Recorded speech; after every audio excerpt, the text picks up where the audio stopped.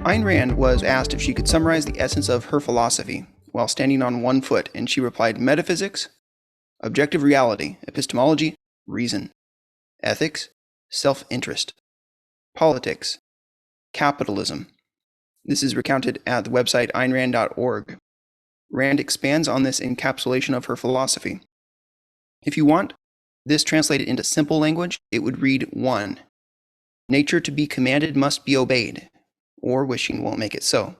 2. You can't eat your cake and have it too. 3. Man is an end in himself. 4. Give me liberty or give me death. This is an overview of Rand's whole system of ideas. To understand the second of those 4 points is the goal of our discussion today. I'm Cody Leibold. Welcome to the Objectivism book study. This is a series of discussions on Objectivism, the philosophy of Ayn Rand, by Leonard Peikoff. So Ayn Rand summarized this point about reason. She said, reason, the faculty which identifies and integrates the material provided by man's senses, is man's only means of perceiving reality, his only source of knowledge, his only guide to action, and his basic means of survival.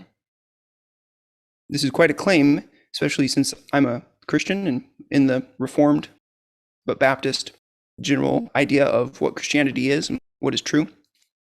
And I look at that and I think that's not something that I ever heard in church.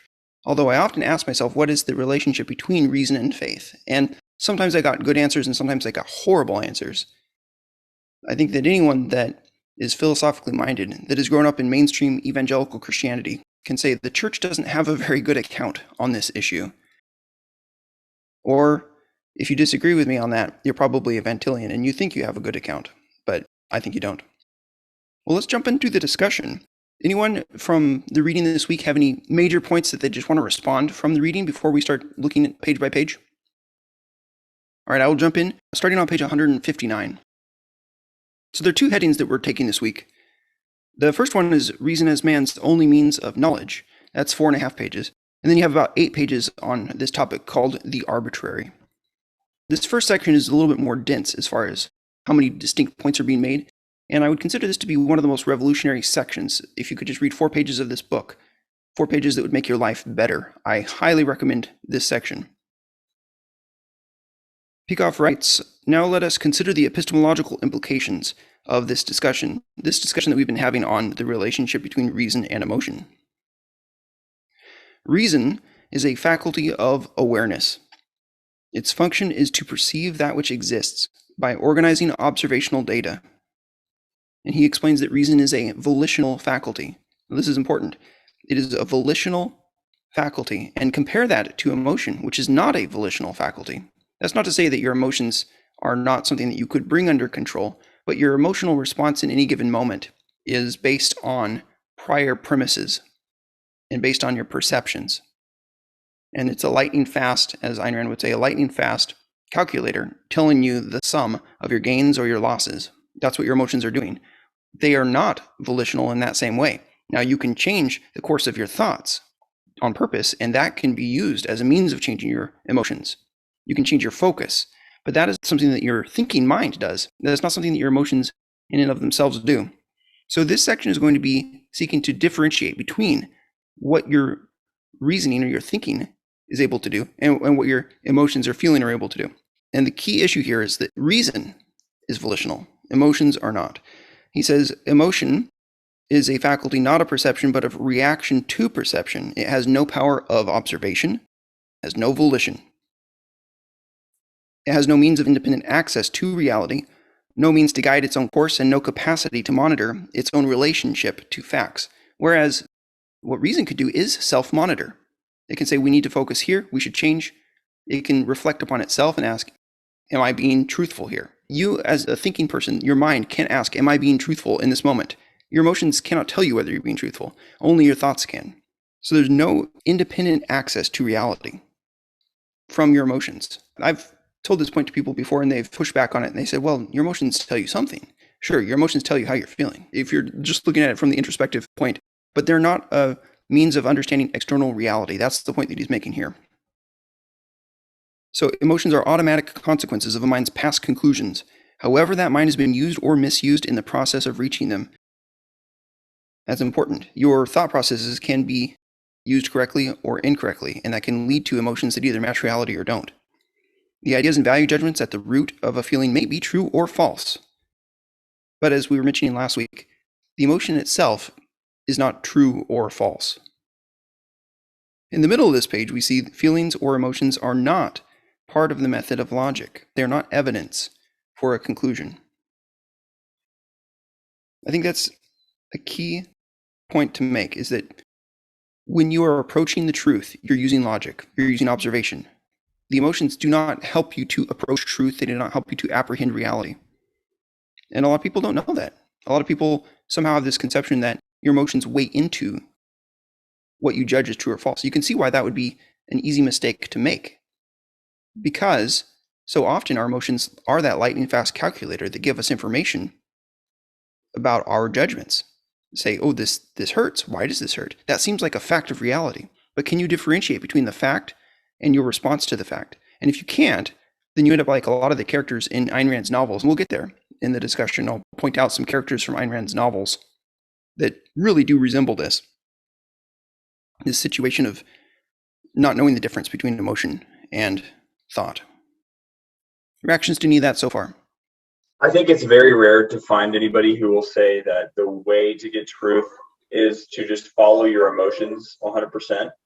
But what you usually find is people who will say, good, you've used logic up until this point, but can you throw some emotion in there to make sure that you have a balanced view? And just like most things, it's the mixture that's going to be more common and probably harder to dissuade people of. I remember when I was first interacting with you guys, I was kind of interacting, I think, with Jacob, like probably several years ago, on the topic of reason as our only means of knowledge. And I was thinking, that can't be right. Like, what about the Holy Spirit? I think what your answer was, Jacob, well, how would you know that the Holy Spirit is telling you something and it's not something else? And actually, Peikoff makes a similar point here. All that is to say, like, I knew that reason was important. I was saying there's also some other way. And I think that's usually going to be, you're going to meet most people who are going to not accept that reason is our only means of knowledge, but they're usually not going to say reason is not a means of knowledge. Usually they'll say, yeah, you use 95% reason, but just make sure you use your emotions to determine truth. And again, that comes from the root epistemological problem, which is thinking that emotions and reason are at odds with each other. And that as such, the antidote to that is to read the previous section, which is about emotions as a product of ideas. Andrew, I think you're right that a mixture of emotion and reason as an epistemological method is more common than just a 100% rejection of reason.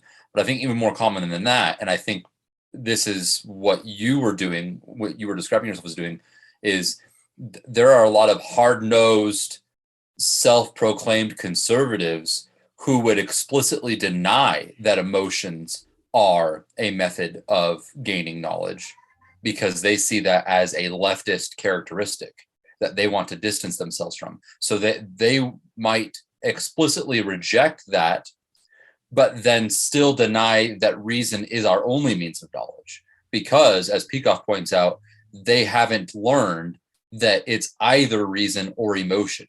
They think there's some other thing than reason and emotion, some third thing or fourth or fifth thing, Tradition, that can lead you to knowledge of the truth. And that can change. It can be the Holy Spirit, quote unquote. It can be intuition, as Peikoff mentions. It can be tradition. There's probably other things I'm not thinking of. And I think that's the far more common and the far more dangerous, because it's not an explicit affirmation of emotion as a means of knowledge. It's a very implicit and buried and sort of subconscious affirmation of emotion as a means of knowledge. So it makes it a lot more pernicious and difficult to identify, and therefore more difficult to combat. Go ahead, Isaac. Yeah, I think there are four things that we're seeing today. 4 ways to get knowledge: reason, emotion, tradition, and last but not least, Tim Keller. And Tim Keller seems to be an advocate of social subjectivism, claiming that we can't really know things and claiming that we have to look at what our society is doing as a means of triangulating, because of our blindness, triangulating what the truth might be, but never holding it with certainty. He sounds like a character out of the Ayn Rand stories. He's a prophet of ignorance. So the idea here in this page is that to show that ideas relate to reality, we use reason. You cannot show that ideas relate to reality with emotion. That's just not the function that emotion has, because emotion is as a response to observation and to evaluation. And because emotion is not something that's volitional, it's just not a tool for connecting your ideas to reality. Bottom paragraph here, he says reason and emotion by their nature are in harmony, but he does point out that sometimes there will be the appearance of conflict. And a lot of the lies that our society has bought into are somehow connected to this mistake, this idea that there is fundamentally not harmony between the emotion and the reasoning mind. And you can see why, if you thought that that was the case, and then you thought that, well, my emotions are telling me to have compassion, but my reasoning mind is telling me to do what's in my own self-interest, then add into that, sprinkle in the assumption that your self-interest is evil, your conclusion may end up being follow your heart. Do what your emotions are telling you and disregard what your mind is telling you. And you can think of reasons why somebody might consider that to be a defensible position, just based on the fact that they have certain subconscious desire to be good, and they know, and on some level, they know that being good is the right thing, and this is the good thing. What we see in the Ayn Rand novels is often characters, either good characters or bad characters, are experiencing internal conflict between what they explicitly identify as right and wrong versus what they feel. And what they feel is coming from other thoughts, maybe subconscious, not identified premises about what's right and wrong. So I thought I'd just do a little exploring of the possibilities here. You could have your explicit identifications of reality being true and your subconscious thoughts being true. In that case, there's really nothing to talk about. It's just a clear understanding of right and wrong. That would be somebody like Howard Rourke. He doesn't ever have any internal conflict. Or somebody like John Galt. He has internal conflict at one moment where he is tempted to drop the context, but then he moves forward and he decides he's not going to drop the context. So there's really not a battle between John Galt's emotions and his thoughts. But there are other characters, heroic characters, or some villains that you can see follow one pattern or the other, where you have a subconscious thought that's correct, but an explicit identification that's incorrect, or the vice versa. Some characters that come to mind for the one, Dr. Robert Sadler in Atlas Shrugged, if you've read it. And I try not to get into spoilers, but Robert Sadler has certain explicit ideas that are quite true in some of the scenes. And he immediately, this connects to a subconscious thought that he tries to push out of his range of awareness because he thinks, I don't want to go there mentally. And so there's a conflict. There are other scenes where it's the reverse for Stadler. Another character, Dominique Franken, is another one where you can say that she probably has some subconscious premises that are directing some of her neuroses during the novel. This is in The Fountainhead. And explicitly, she'll be able to tell you what's true, but there are some things that are motivating her that she hasn't identified. So that's a character that's got a conflict, and that makes for an interesting character, even a good character, but sometimes doing bad things. In Atlas Shrugged, you think of where Henry Reardon loves Francisco d'Anconia. He enjoys being in his company and talking with him, even though he has these explicitly identified premises that this man is doing some evil things. Now, those later on are shown to be not true. It actually isn't the case that d'Anconia was doing any evil things, but there's a subconscious premise that Henry Reardon has about d'Anconia, that he's a good guy, and he feels that he's a good guy because he hasn't identified all the facts, and that's why he has the conflict. And that creates a lot of the drama in the story. You can also see a similar pattern of a battle going on between external and internal beliefs, identified beliefs versus not identified beliefs. You can see that in James Taggart. You can see it in Dagny Taggart, in Gail Wynand in The Fountainhead. If you want to understand good fiction, it's an interesting framework that you can overlay on a character and ask, what are their conscious premises versus what are their subconscious premises? And why is that creating a conflict for them? Any reaction to any of that? I was just going to say that those are all great examples. And Reardon was going to be my number one example if you didn't mention him, because I think the one that you mentioned about Francisco is just one of many of those same types of internal conflicts that he has throughout the novel, where his subconscious is actually accurate, but it's contradictory to his conscious convictions, or what he takes to be his conscious explicit convictions. And you're right, it causes a lot of the drama in the novel. And I really appreciate his character and the way that those conflicts get resolved one after the other in different ways through different plot points. It's very interesting. Yes, there's his evaluation of Francisco, there's his evaluation of his wife and of other characters, and then there's his evaluation of the government, evaluation of his own mills. All of those things change over time. All right, so page 160. By the way, just say I'd highly recommend, if you haven't read Atlas Shrugged, if you haven't read The Fountainhead. I started with Fountainhead, Jacob started with Atlas Shrugged. Either order is great, although I would say that there is a case to be made for starting with The Fountainhead from the point of view of its theme is simpler, and it hits you over the head with rational self-interest and independence as virtues, whereas Atlas Shrugged has a more complicated theme. That said, Atlas Shrugged is the superior work of art of the two, in my opinion. All right, I see a comment from Isaac. Let me pull that up. Said we could use Ayn Rand today for many reasons. One of them would be to just make characters for the crappy shows being produced today. Oh, indeed. Amen. Yeah, I mean, the state of fiction today, you jump into Ayn Rand for a while and you think, wow, how could anybody have ever done anything that didn't want to follow her after what she did? She's like the Bach of fiction.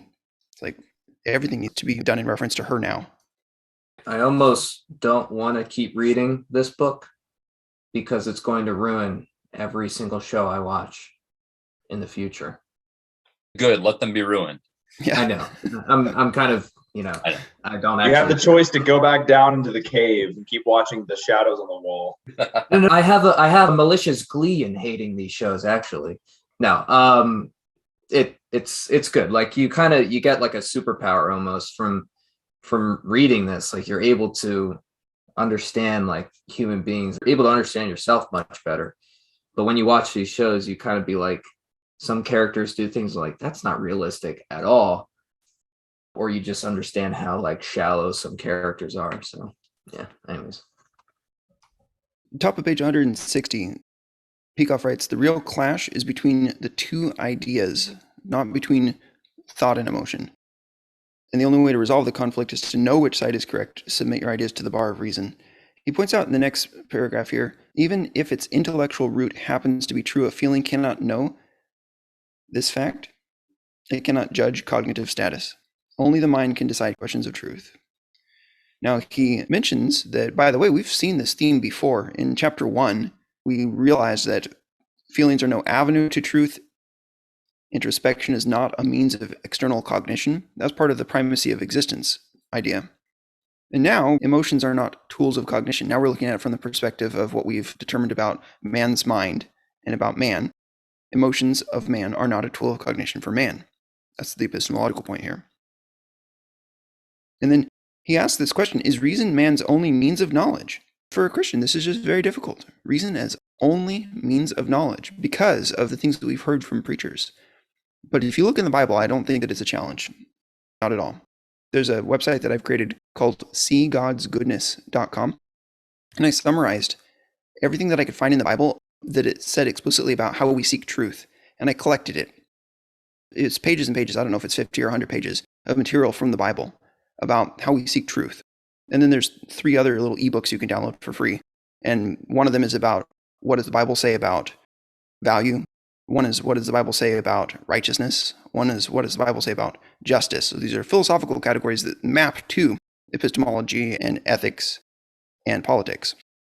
But you can see for yourself, what does the Bible say about how we gain knowledge? What does the Bible say about whether or not we do gain knowledge? The things that the preachers say are not coming from what the Bible says. And that's something that we could do more material on as we go on. But I mean, if you were to just look at the way people misconstrue the book of John and the explicit purpose of the book of John, and they try to say, oh, no, the whole point of John was that people shouldn't have been asking to see signs and miracles. It's like, excuse me, like, what kind of wicked method, what kind of horrible, lazy method do you have of exegesis if you're willing to read the book of John and not come to the conclusion that he wrote the things so that we could have the facts, so that we could come to the conclusion that it's true based on the facts? Like, it's ridiculous. And for that reason alone, half of the churches in the country should close the doors, and 3/4 of the pastors in the country should never preach again. For that reason alone, because they are so wrong on this topic, they should be fired. And that's part of what For the New Christian Intellectual is designed to advocate for. Oh, and Andrew left a comment, Lydia McGrew's new book on John is so good on that point. Yes, read Lydia McGrew. And stop reading anything associated with the Van Tillians on these topics. It is wickedness. All right, so now we get to the middle of page 160. Now we can answer the question, is reason man's only means of knowledge? And he says the only other means of knowledge ever proposed is feeling or emotion. So he's making a deduction here. First of all, he comes to the inductive conclusion that there are only these things that have ever been proposed. That's something that must be validated by induction. We must look and see, has anybody proposed any alternative? And he points out, he thinks that intuition is one suggested alternative, revelation in a certain sense understood. I would agree with him. Dialectic inference, Aryan instinct, extrasensory perception, drug-induced trances, all of these could be posited as alternatives to reason, but they all ultimately do come down to because I feel. Because reason cannot justify using those. And so what would be your way of justifying using those as your standards of knowledge? The only thing left to you is, I've chosen it because I feel it. Yeah, I think understanding the concept of first-person discernibility when we're talking about epistemology helps to see how the only alternative to reason really is emotion, no matter what you call it, if you call it instinct or revelation or whatever else, if we're using revelation in the sense of divine boon theory, like Cody has talked about. Because when I say first person discernibility, what I mean is my ability as first person, as me, not talking about somebody out there, but talking about myself, my ability to distinguish between true and false. Whenever I have an idea in my head, how do I distinguish between whether that idea is true and whether that idea is false?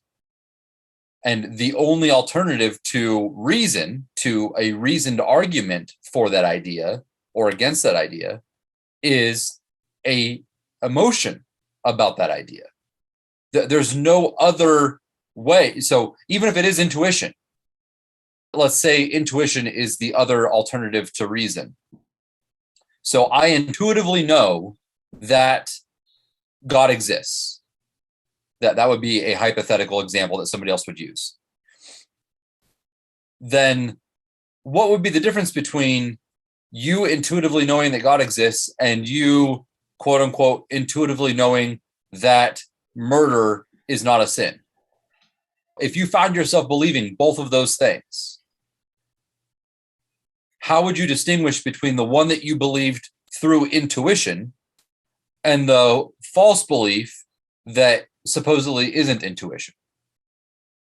And the answer is you have no answer apart from reason or emotion. That's what it would boil down. It would boil down to, well, I feel really strongly that this one's true, and I feel really strongly that this one's false. But what if your feelings about both were equally strong, that they were true? That's one way to illustrate, I think, what Peikoff is saying here, that it really does boil down to either reason or emotion, no matter what you call it. If it's instinct or the Holy Spirit working on me externally, or whatever the case is, what it boils down to is, how do you, as the person believing the idea, distinguish between whether the idea is true and false? This next section, he says the elements of reason are objectively identifiable. And this is why. He's not just stating that reason is the tool. He's explaining how it is the tool. The elements of reason are objectively identifiable. You have percepts, concepts, and logic. These are all reducible to the data of our observation. Whereas the claim that you could know something by God writing it on your heart, there's nothing that you can observe that points to that. This idea that God just wrote it on my heart and therefore I know it. Now, God does write the truth on our heart by means of our observations, but you have to be able to show it. You have to be able to say, these are the observations and this is how it happened. So if you tried to follow intuition as a means of knowledge, if you were to just say that's my means of knowledge, what would that even mean? It's a nonsensical, incoherent idea to make those things, like, even if it's God's revelation somehow, God's revelation would be a source, but it cannot be a means. And this is the fundamental mistake that you see in Jeffrey Johnson, you see in Owen Strachan. We have a video, and it's called Natural Theology and Philosophy Matter Despite the Dishonest Attacks from Jeffrey Johnson and Owen Strachan. Like, that's how much we care about this, is we are naming these Van Tillians, and we're saying you are being dishonest here, and here's how. You can see that video on our YouTube channel.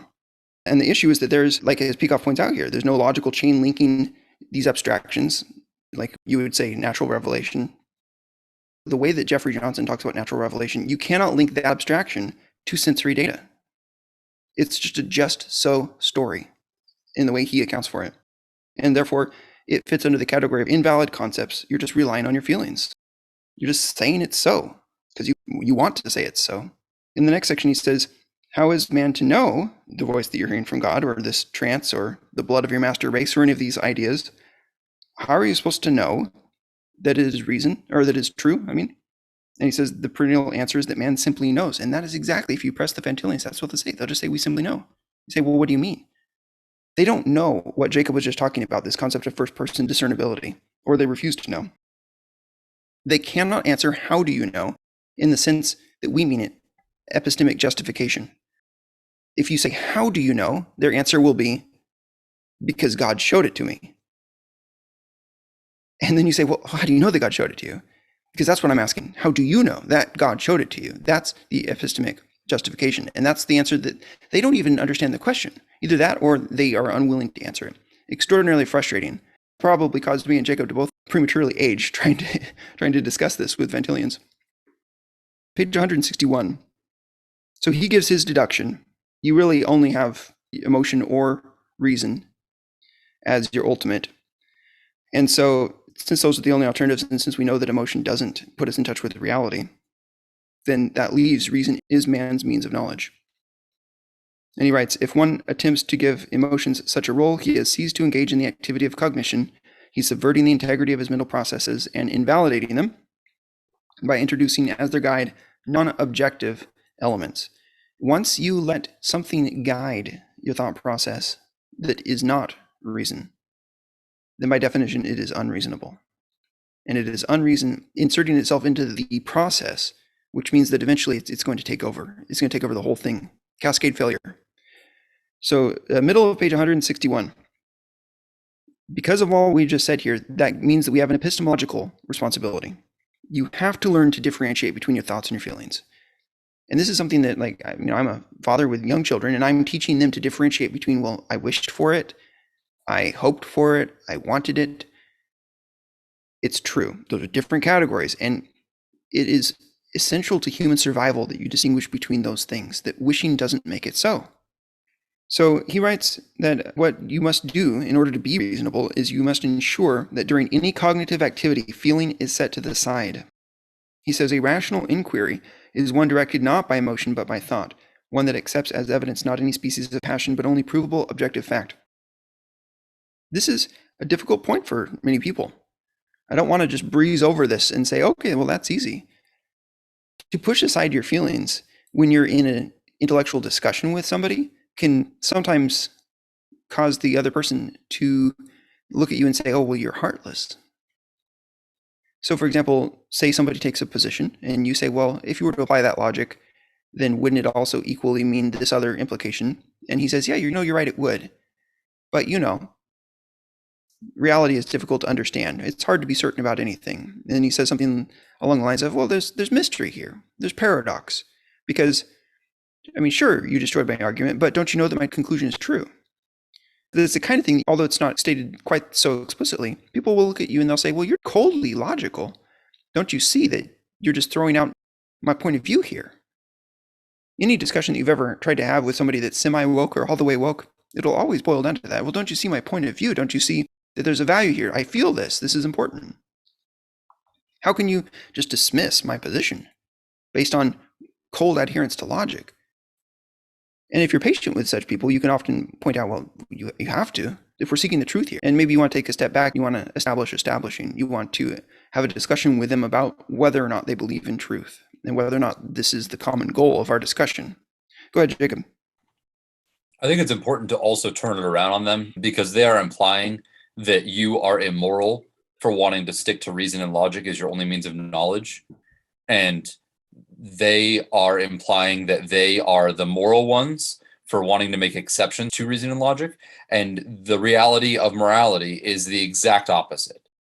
They are the cold-hearted, evil, wicked, murderous, bloodthirsty ones, whether they realize it or not, for wanting to exempt reason and logic from reality. They're the ones who want to evade reality and publicly speak things that are going to lead other people astray and ruin lives. They're the cold-hearted ones. We who want to stick to reality by sticking to reason and logic and not allowing any inch of our own subjective ideas into the public sphere are the warm, life-affirming, life-loving ones. The morality is exactly on the other foot, and it's important to turn that around on them. We need to remind ourselves not to be overly generous to people that are our own destroyers. That's actually another theme of Atlas Shrugged. I've been reading it, if you couldn't tell. And the sanction of the victim is a key concept. We'll get to that in the rest of this book as well. All right. The bottom of 161, he says that the above is not an anti-emotion viewpoint. So the strict requirement of separating in your mind, distinguishing between your emotions and your thoughts, that doesn't mean that we derogate emotions. This is a mistake that I made as a young person. I remember as an 18 or 19-year-old, I said to a friend of mine who was talking about how much he loves emotion for some reason. I was like, emotions, they're just stupid. And I don't remember exactly what I said, but he looked at me and he's like, really? How could you say such a thing?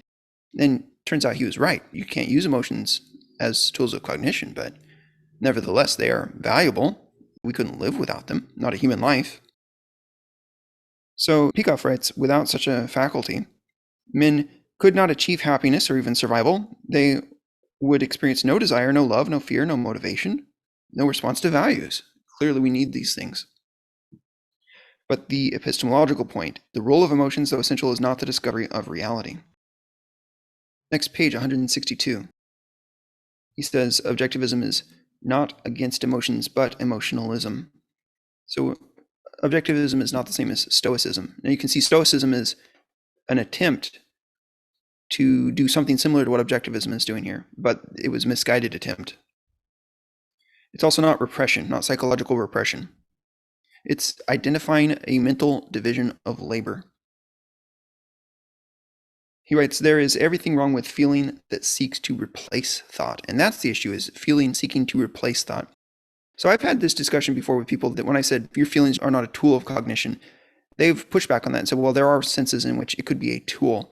That's just something I want to clarify. If your feelings, like in the case of Hank Reardon, he has this feeling that he likes Francisco d'Anconia. You could use that as a hint. And if by hint and tool you mean the same thing, okay, sure, whatever. But when it comes finally time to evaluate the truth, it won't be your feelings that are able to do it. Did you have something you wanted to add, Isaac? Yeah, I apologize. It's a note on just like before this section at the top of 162 and the bottom of 161, where he says that, talking about the role of feelings and how they're necessary to life. And he says, the role of emotions, though essential, is not the discovery of reality. One casts no aspersion on eating or breathing if one denies that they are means of cognition. The same applies to feeling. So, like eating and breathing are essential roles to the function of life, but they're not used for the discovery of reality. And when I was reading this, it actually reminded me of something that Andrew shared. He commented on this post to John Carpenter about like stating that philosophy is necessary to keep us from error. And he's like saying that that's an error, that's explicit, clear denial of sola scriptura. If we depend on philosophy to know scripture, then philosophy is our final authority. I just find this distinction of the word depend really good. And Andrew clears it up very well. He says, think about this in other contexts. and it clears things up. Is our grammar our final authority? No, but we absolutely have to understand grammar before we can come to the text. And so, like, when we say that one casts no aspersion on eating, it's the same pattern.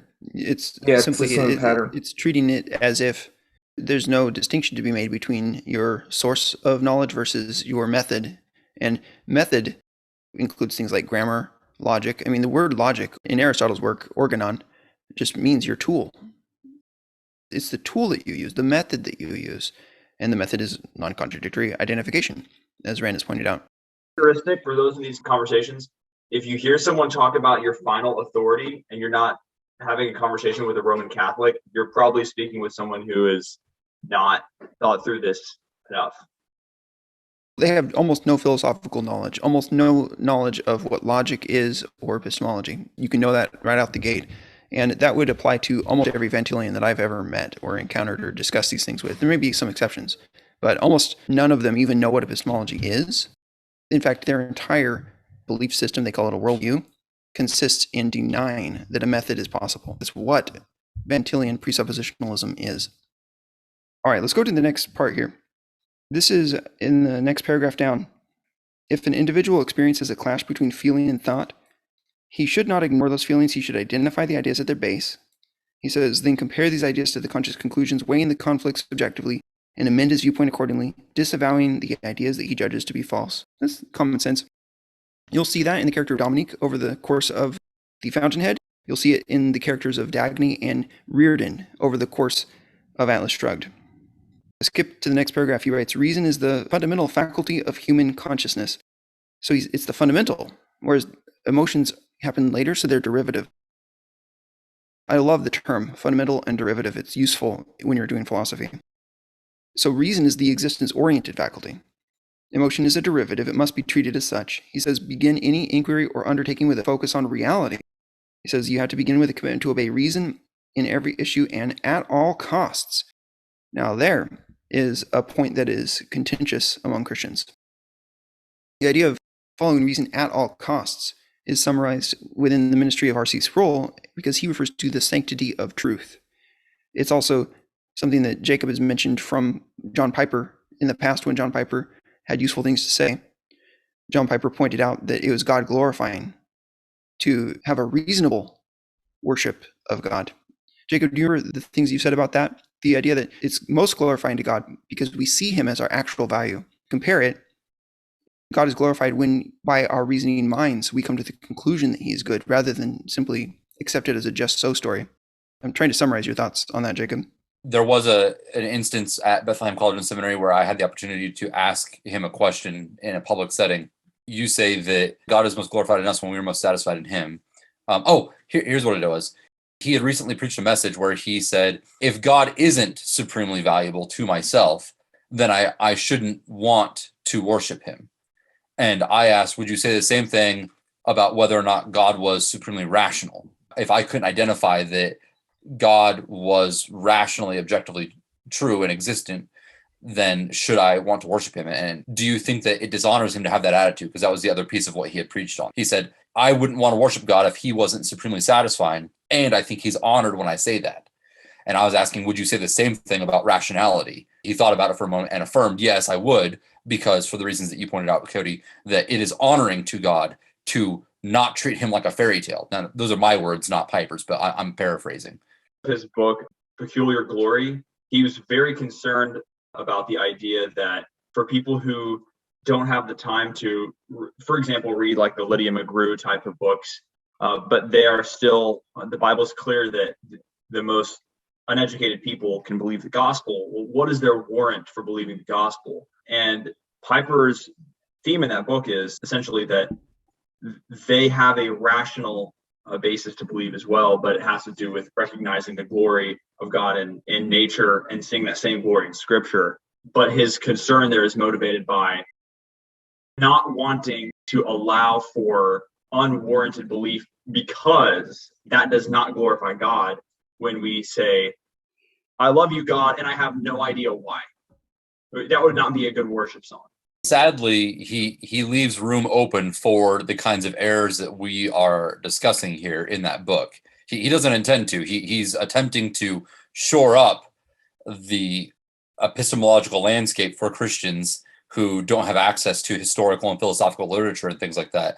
But he still leaves open room for errors, like thinking that the revelation of the Holy Spirit is an alternative to reason or things like that.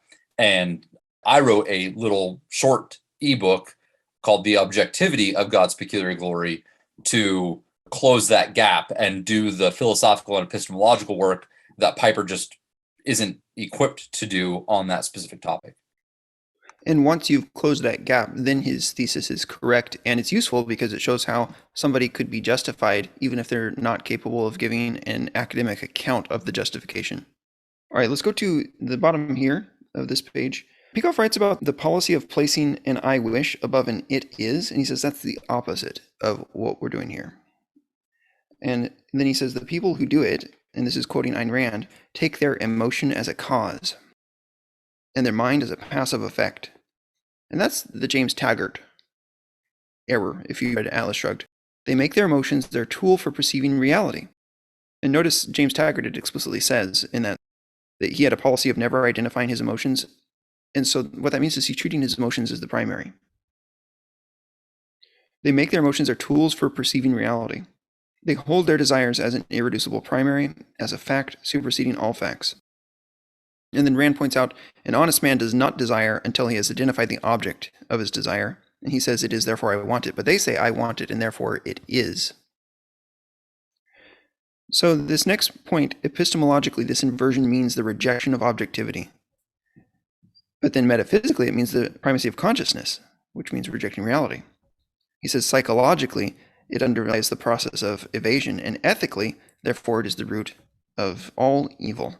This is a stunning paragraph if you consider that what he's just done is tied this one issue, reason versus emotion, to all these other realms in philosophy, epistemology, metaphysics, and then psychology, and then ethics as well. So the root of all evil, according to Ayn Rand and Leonard Peikoff, is evasion. It is elevating an I wish above an it is. It is choosing not to be rational. It is believing that your consciousness has primacy over existence. Just different ways of saying the same idea. And then he points out reality does not adjust because A is A. So here we are back at our axiom. Middle of this page, we are onto the new section, which is going to be 8 pages, and we don't have to discuss it in this much depth because it's more self-explanatory. The arbitrary as neither true nor false. So if you make a claim based on emotion, but devoid of any evidence, and a classic example would be to say there's a teapot orbiting around Saturn. And I just say it, and I say, well, because I think so, because I feel it. And somebody says to me, well, why? Why did you say that? And if I cannot account for it, if I cannot offer an explanation of how it ties to reality, then what I'm doing there is called being arbitrary. And he asks you, are you obliged to refute such an idea in order to justify rejecting it? In other words, do you have to refute every arbitrary claim that people throw at you? Somebody from the Van Tillian school comes at me and says, this is the case. This is the case. Do I have to engage with it? And the answer is not necessarily. Are they showing you how their claims tie to reality? Are they taking into account your context and communicating with you objectively? Or are they just beating you over the head with a conclusion and then calling it a day by chastising you? This is the circle of Van Tillian rhetoric. It's arbitrary claim and then chastise you. And then arbitrary claim and then chastise you. That's all they do. That's what they do to people who are not believers, and they think that that's apologetics. And that's what they do to people who are believers, and they think that that's epistemology. So he says, well, what should we do? What is the epistemological status of the arbitrary? And how should claims of this kind be dealt with by an exponent of reason? And the answer is you're going to have to identify that arbitrary is not the same thing as true or false. For something to fit into the category of true or false, it has to be an attempt at tying ideas to reality. And so if there has been no attempt made to tie the ideas to reality, then the thing cannot be called a false claim. It cannot be called a true claim. It must simply be called an arbitrary claim. If you were to make a Punnett square, you could ask yourself 2 questions. Did it attempt to tie the ideas to reality, yes or no? And then did it succeed, yes or no? And so you have 4 different categories technically, but for our point of view, it only matters that there's 3, arbitrary, true, and false. An arbitrary claim is one for which there is no evidence, either perceptual or conceptual. It is a brazen assertion based neither on direct observation nor on any attempted logical inference therefrom. And so it amounts to, I can't prove it, but you can't disprove it, so I think it's true. Haha. Now, contrast this with somebody like a doctor telling you that, hey, I'm looking at your body and it looks like you have this illness. And you say, well, prove it to me. And the doctor says, on the basis of my years of studying medicine, I see certain signs, and if you want, I can explain it to you, but I haven't explained it to you yet. Now, if you're in that position, you're looking to an authority there. You should ask him for the evidence. Summarize it for me. Explain it like I'm 5. Explain it like I'm 30. But not a doctor. That's fine. That's authority, and that's not a fallacious appeal to authority in that case. As long as you can identify that the doctor is an authority, then you've identified that he is an authority, and you've identified some of the reasons that he has for making his claim. And that's not arbitrary. Just want to point that out. That's not what we're talking about here. We're talking about an entirely divorced from reality claim. Now, Rand thinks that the belief in God is such a claim, and I disagree. Rand thinks that the idea that the soul is immortal is such a claim. I disagree. We could go into that later, but we have in past videos explained many reasons, and we've pointed to reasons why you ought to believe in the Christian belief system. Well, I wanted to just say something here. I mean, this is something that I'm not sure I understand about this section. Is Peikoff saying that a claim is arbitrary in his sense if it's made without evidence, like if there is in fact no evidence for it, or if the speaker or the person making the claim thinks there's no evidence or gives some other reason to believe it that's not rational? Like, Both. I can't tell exactly what he means. Both? Both. So if you were all by yourself, you could come up with an arbitrary idea. I mean, he talks about the belief in God, and like I think we've talked about, a lot of people's understanding of God probably is arbitrary, but he's ignoring, I mean, and I don't know why, because he obviously in his history of philosophy course covers the, Thomistic arguments for the existence of God. So he knows that there are claims tying God to reality. There are also ways to argue for God's existence that are arbitrary. So I can't tell if he means like a claim as it's being made by a person, or a claim in every possible way that it's being made, because he kind of attacks that idea, the idea of, for example, the existence of God or the immortality of the soul, and he attacks them because they're arbitrary. And it kind of sounds like he's saying any way that you say this is going to be arbitrary.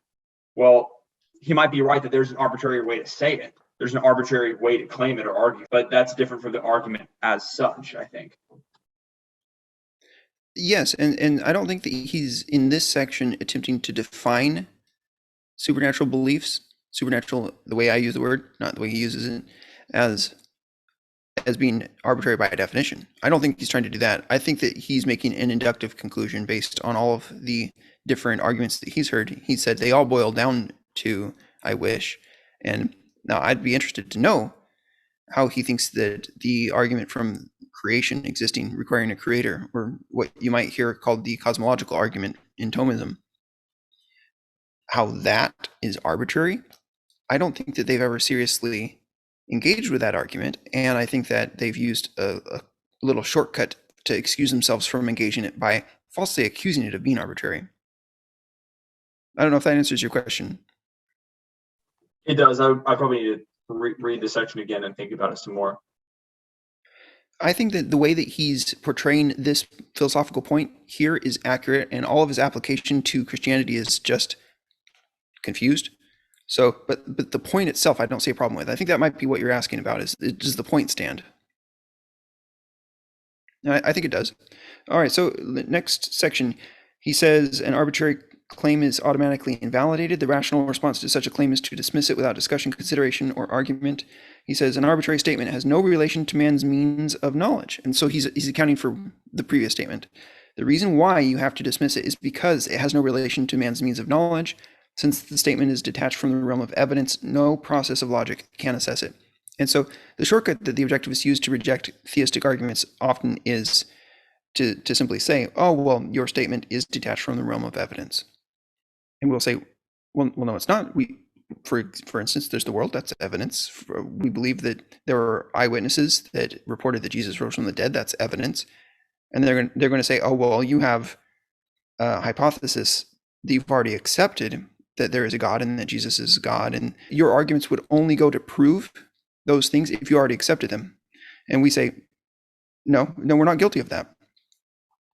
We have evidence before we've accepted it as being true, and we reason to it being true. We're not presuppositionalists. Unfortunately, they probably talked to many presuppositionalists, and most of the time Christians give them reason to say, no, you're not playing fair. But when it comes to talking to Jacob, I've seen them not play fair. Bottom of that page, the arbitrary is an affront to reason. In the absence of evidence, there's no way to consider an idea on any subject. And they use that against religion all the time. But they only throw out our evidence for there being a God by making an arbitrary claim themselves, an arbitrary claim that such evidence that we could bring is necessarily disconnected from reality. It's just not the case. So he says one must treat it as though nothing had been said. And that's interesting because there are some exceptions. I mean, there may be situations where somebody is, like say it's my friend, we have a relationship, they make a claim, and I realize that it's an arbitrary claim, but they haven't realized it yet. There may be situations where I would need to say, let's talk about whether or not that's true. And I wouldn't treat it as if nothing had been said. But when you're talking to somebody who is dishonest and you know it, and you see this, again, in many of the situations in Atlas Shrugged where one person says, but we need the rails, otherwise we're going out of business. And then somebody else says, but we need to talk about the demands of society upon us. And the rational person simply ignores that because nothing has been said. It was just sort of like a feeling of, it's just an expression of a feeling of needing something, but there's been no discussion of the facts. On 165, an arbitrary statement cannot be subsumed under concepts that identify different amounts of evidence. It cannot be described as possible, probable, or certain. These concepts are discussed in the next section. And so we're going to see, he's stuck a pin in it. We're going to get to this idea of probable, certain, those kinds of topics. But he points out an arbitrary statement is neither true nor false. And that's like I was saying about the Punnett square. Arbitrary has not even entered the realm of truth value. Truth value meaning it could be true or it could be false. Middle of this page, a relationship between conceptual content and reality is a relationship between man's consciousness and reality. So you cannot say that something is true or false, except for if you are talking about minds. Now, there are facts outside of minds, but this is an important vocabulary thing to understand philosophically. Facts are our way of describing, it's our term for describing things that are so, whether or not anybody knows it, and we're not talking about the relationship of those facts to minds at all. Whereas we use the word truth when we're talking about a mind coming into contact with those facts. So facts and truth, two different ideas. And you can see the state of epistemology in the church when you realize that Christians almost never talk about facts and they almost always talk about truth, higher truth. The reason why they do that is because they're not differentiating between what is out there and what is the role of the mind in perceiving what is out there and in coming to terms with it and making concepts. He says a relationship between conceptual content and reality is a relationship between man's consciousness and reality. And so he just points out that if a parrot were to say something that's true, or if the sands were to blow a shape that says A is A or 1 + 1 is 2 or anything like that, that could be a symbol or a sound that to a human mind represents something that's true, a truth, but it would not be a truth in itself. Not in the mind of the parrot, not on the sand. The sand has no mind. For it to be true, for it to be a truth, it has to be perceived. A tape recorder that says true things does not itself perceive the truth. And comparably, somebody that doesn't understand the way that ideas and truths connect to reality can parrot them without having any grasp of the truth. So at the bottom of that page, an arbitrary claim emitted by a human mind is analogous to the shapes made by the wind or the sounds of a parrot. Such a claim has no cognitive relationship to reality. Now, he points out on the next page, philosophically, the arbitrary is worse than the false. He says it's radically different. Being false is radically different from being capricious. Because if you're being capricious, arbitrary, you're stating that you have no desire to tie your claims to reality. And that's a wicked and destructive policy. Now, there's a point in here that I wanted to make. Somebody might ask, well, what about simply if you are looking into a new field of study and there's questions that you've never thought to ask? Is it okay to make a hypothetical question? What if it's the case that all human souls are really just monads, like they said in the rationalistic days of philosophy? Somebody might say hypothetically, what if it's the case? And then would it form a coherent set of ideas? When people follow that idea of let's take a hypothetical and then let's test it, it seems rational, but very often it leads to rationalism, and it leads to people like Hegel. That said, there is a place for trying out hypotheses. We're not ruling out trying out hypotheses. I would say that the way that we approach knowledge ought to be the inductive direction. It ought to be, what are the facts of reality? Then how can we move from the facts of reality to concepts? And when we look at concepts, what facts of reality gave rise to the need for those concepts? Rather than looking at the concepts as if the concepts are here, who knows where they came from? The approach that says the concepts are here, who knows where they came from, often leads to people trying to test them for coherence. But if you don't know where they came from, then you don't actually know what they are, and you'll end up with a floating castle of rationalism. I know I could go into a lot more detail on that, but the idea there is important to realize. You cannot just test an idea by saying, what are its implications? You have to test, what are its roots? Go ahead, Andrew. I still don't know if I'm clear on whether Peikoff means that a claim, he keeps saying a claim is arbitrary, but it seems like he means a process of thought is arbitrary.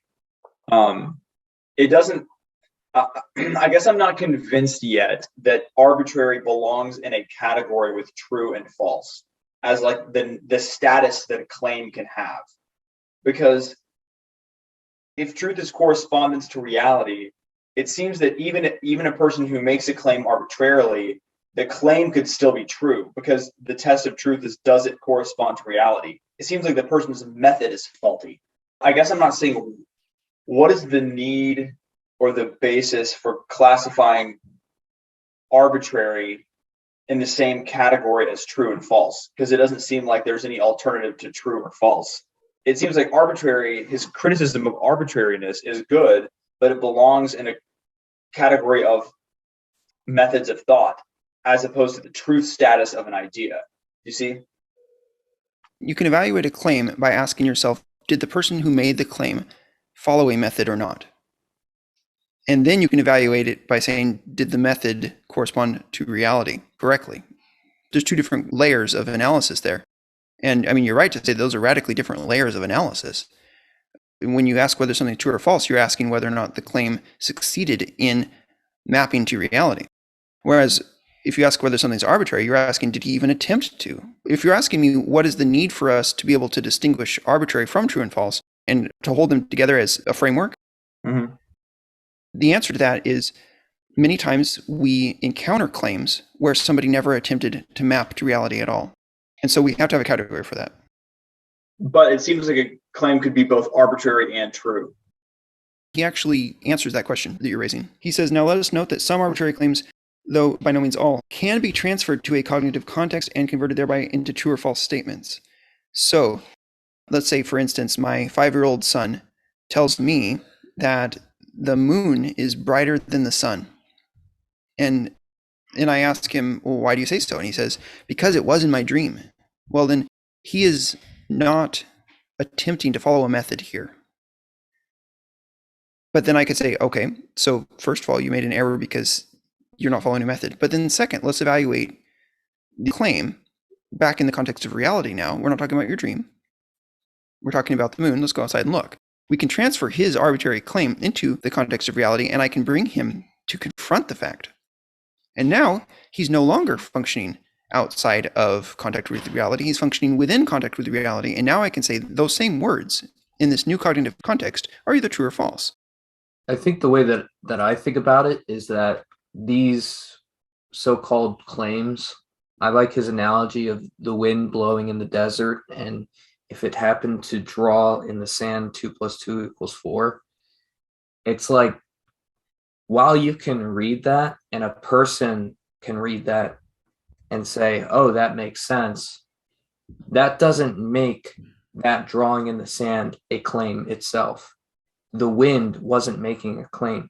The wind was just blowing through the desert, and it happened to make a mark in the sand that corresponds to reality. Like, Andrew, I don't know if this helps, but the way I would think about it is that which is arbitrary, or that which exists in the realm of nothingness, is nothing. The wind making drawings in the sand is nothing, even if it happens to draw something that makes sense. The idea that a drawing in the sand could be true, it's really not a claim at all. I agree that the wind blowing, sticks into a shape of letters, I agree, that's not a claim. But the proposition 2 + 2 = 4, I don't think it depends. I don't think the truth of that claim depends on how a person arrived at it. I think you might have other things to say about it, like their method was not sound.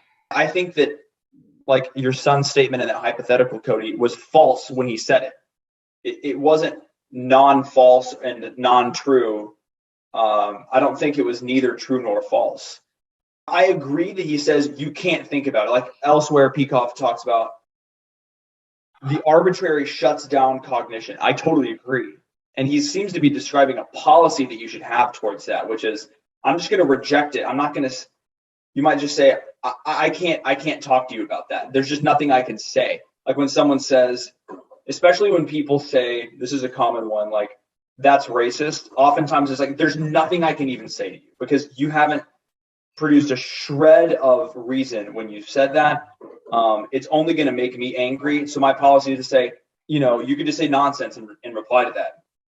But I think it's still false what they said, even though it's arbitrary. 2 + 2 = 4 is true within the cognitive context of somebody who is in touch with reality. It's not true within the cognitive context of somebody who's not. That's the only differentiation we're seeking to make. The point there is simply that there is a differentiation between people who are using a method and who are not. When somebody says something that is false within the reality-oriented context, it is still neither true nor false within a non-reality-oriented context. That's the claim that he's making. All right, so let's go to 167. He talks about bringing unwarranted claims into relation to human knowledge. He says it's not a requirement. To bring unwarranted claims into relation to human knowledge is not a requirement of cognition. Now, think about the Me Too movement. Think about Julie Roys and how she is week after week trying to come up with things that happened 30 years ago between people that are now, some of them passed away or incapable of recalling discussions that happened. But she wants to now use this in order to establish some claim against John MacArthur. Or think about Judge Roy Moore and the way that he was accused of things with no objective evidence. There was no evidence that we, as a society, or that a judge or a jury could have used to evaluate whether or not he had done the things that people were saying. Or think about Brett Kavanaugh. All of these different accusers that have made themselves famous by being accusers are following this policy of the arbitrary. That is, they are not bringing objective evidence. They're not communicating objectively in such a way that others can evaluate the truth or the falsehood of what has been said. This is the reason why the arbitrary concept needs to be in our minds, because when this happens, we need to be able to say to people, I cannot evaluate it one way or the other, and what you have said is as good as if nothing were said. Now, I'm not going to go and say that some accusation was true or false unless I have my own specific knowledge of the situation. And so there are categories for which we say, I can have no knowledge. That is the appropriate method to have in that situation, is to say, I can have no knowledge of it. But for the purposes of how we treat this person, we're going to treat him as if it didn't happen. We're going to treat it as if your claim had not been made. That's the payoff here. He writes, no identification of error will affect the determined exponent of the arbitrary. And he points out, unfortunately, theologians throughout history have used negative theology as an approach to arguing for what God is. And it's weaselly.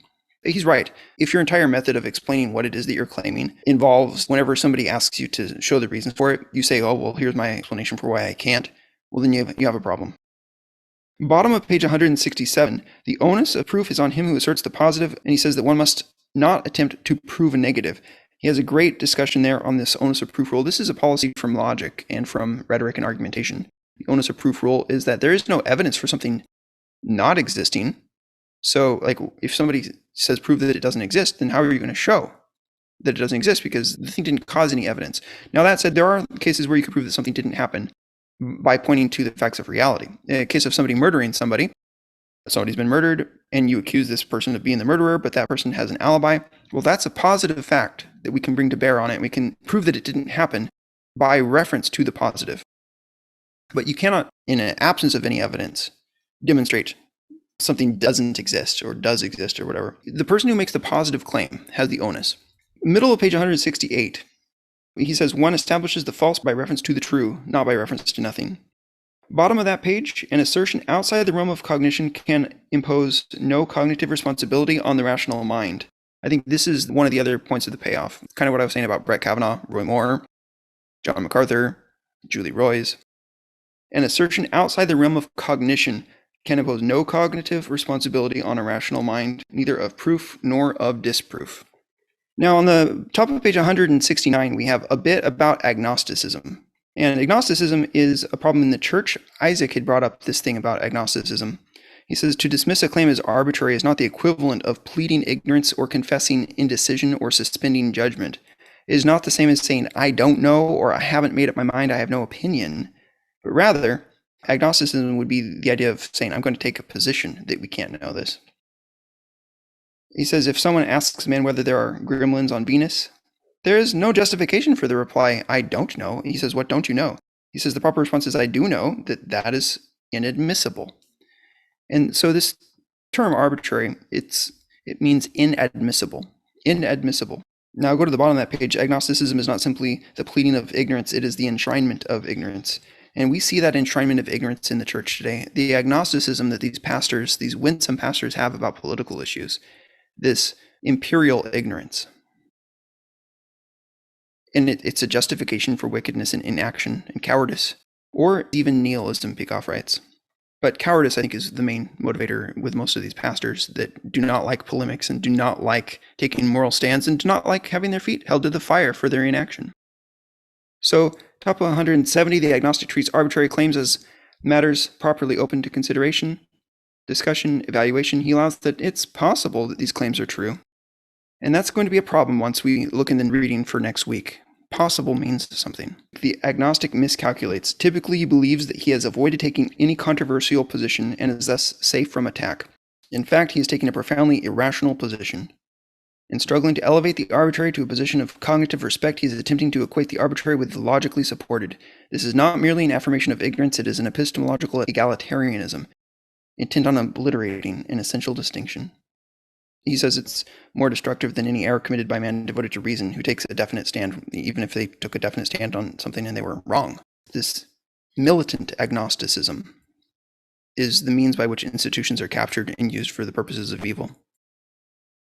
Bottom of the page, in considering any issue, never permit yourself 1 minute in the quicksands of the baseless I don't know. Instead, establish first that the issue is related to the realm of evidence. So this is his method. Establish first that it's related to evidence and that it deserves consideration. Then study the evidence, weighing the possibilities in accordance with the principles of logic. Then make up your mind and take a stand. To pursue truth implies that one wants to find it. All right, so that's the end of the reading for this week. So I'll just wrap up by saying thank you guys for joining. I appreciate your interactions, and we can continue these topics. I know there's other threads that we could pick up discussing what the arbitrary means, discussing agnosticism. I want to say thank you everybody for watching today. I hope to see you guys in the discussion again next week. God bless.